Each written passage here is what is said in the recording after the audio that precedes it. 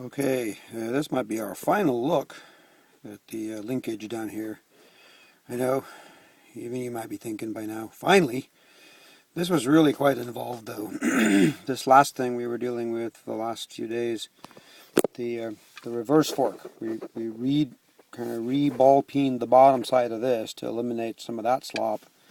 And then we did decide that shimming this thing up higher than the distance they ground it down originally was a good idea, because this fork just had poor engagement down here in this collar that keeps the other gears.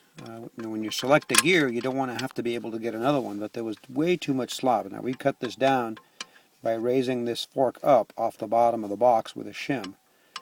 We brought this down to a very minimal play, such that the reverse gear cannot crash the first gear ring. That would be really bad. If this just kind of wobbled over in a turn, it could hit the first gear with the amount of slop it had. So raising this up was important, because I have no way of welding up the width of this fork in here, the slot. But I'm pretty happy with the way it worked out. We've got this thing shimmed. I've got maybe 2 or 3 thousandths of clearance in this whole stack now. And kind of the same over on this side. I've installed this with Loctite. I found an oversized mechanical locking nut here. It's a 5/8 socket that it takes. But that should clear everything. Everything is super stout. Let's just show here if we can stand it one more time through these gears, and really we can just pick these gears as smoothly as anything now. I'm just doing it with my left hand, one hand on the phone, one hand on the box, a couple of fingers reverse. We've created a clean gate for each gear with a little bit of side play in the selector lugs, so it's not like it's performing surgery.